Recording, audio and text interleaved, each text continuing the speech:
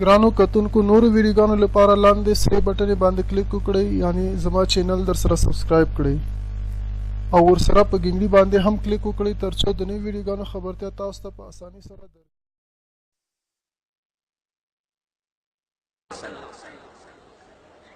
د نسائی حدیث ده علماو ته بهتر معلومه ده د فرعون لور وه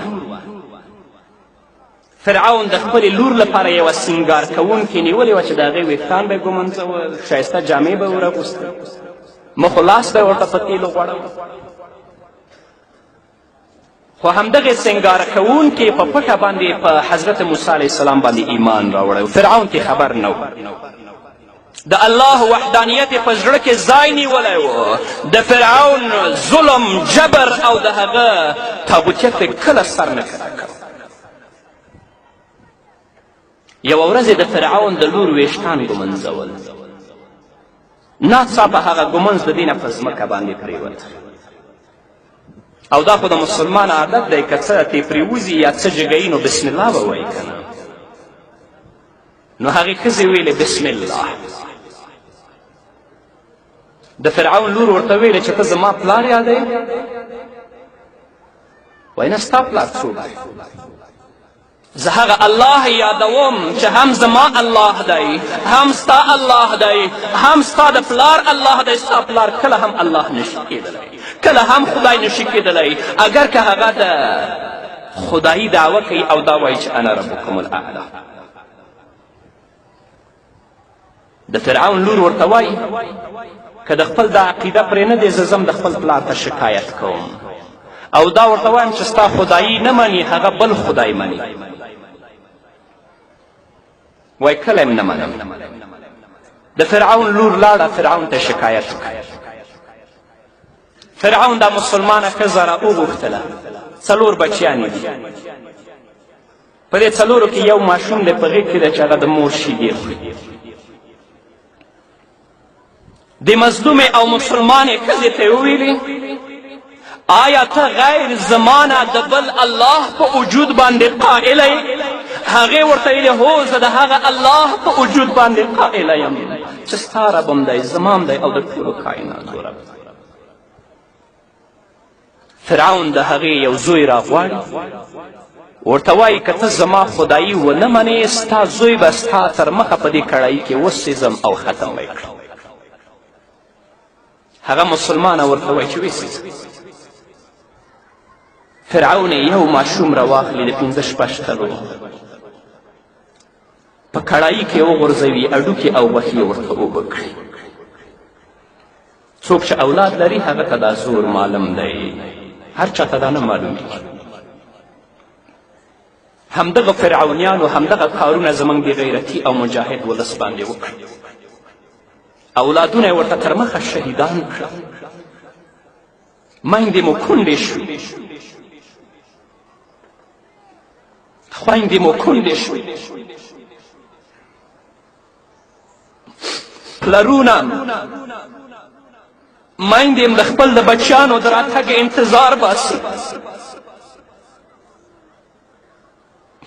اما خبر نه دي چې د دې فرعونیانو له لاسه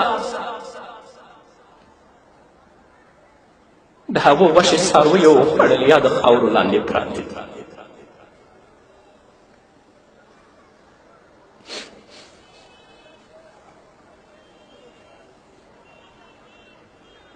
یو زوی ورته سوځي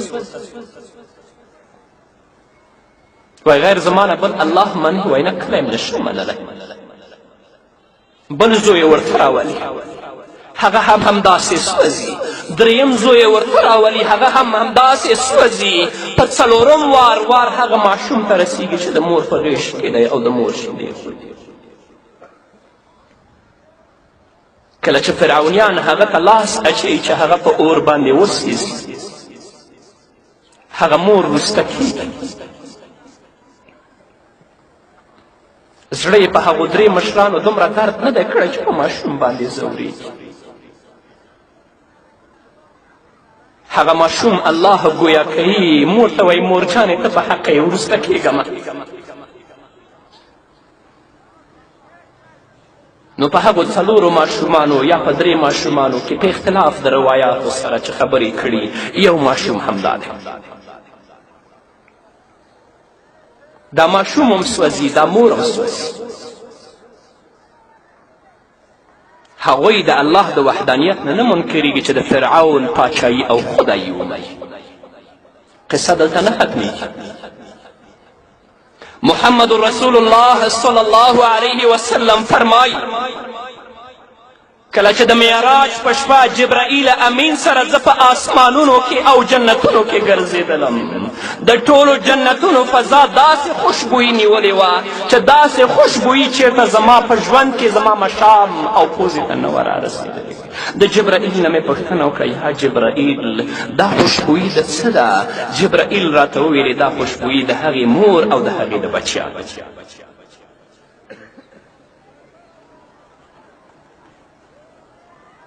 هغه میندې چې نن بورې او کونډې ناستې دي، د دوی د زړونو ټوټې او جګرګوشې د ظالمانو د لاسه په وینو لړل شوي.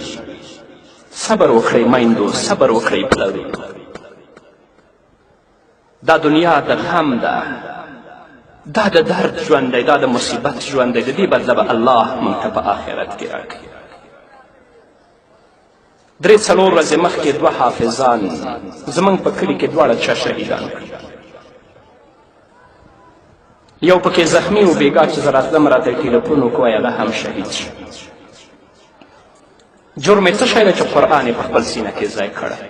جرم یې څه شی دی چې مسلمان د جمعې په شپه زه د هغو کور ته ورغلم.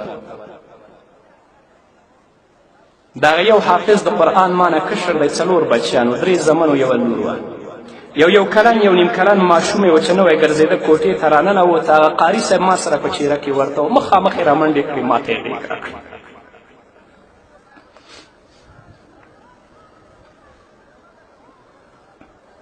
دغه حافظ پلار ناست و، شپه هم جاړي نه غلی کېږي، د ورځې هم جاړي نه غلی کېږي. او زما غېږې ته چې راغی د خپل پلار ګمان یې په ما باندې کړی و. تر پایه پورې چې سات زه ناست وم زما سترګې اوښکې نه لیدلې. زه پوهېږم ډېرې کورنۍ ډېر پلرونه به دلته همداسې وي چې همداسې یتیمان به ورتر غاړوي، همداسې کونډې به دوی ته ورتر غاړوي. خو دا هر څه د اسلام لپاره دي، دا هر څه د قرآن لپاره دي.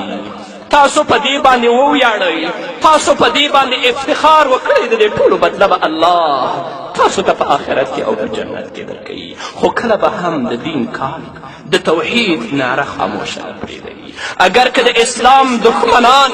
او د دوی لاسپوڅي تل لپاره په دې هڅه کې دي چې د اسلام مضبوطې قلاګانې مدرسې ورانې شي، علما یا شهیدان شي یا بند ته وغورځېږي، نه، د هر شهید او د هر عالم وینې نه به په زرهاو علما او طالبان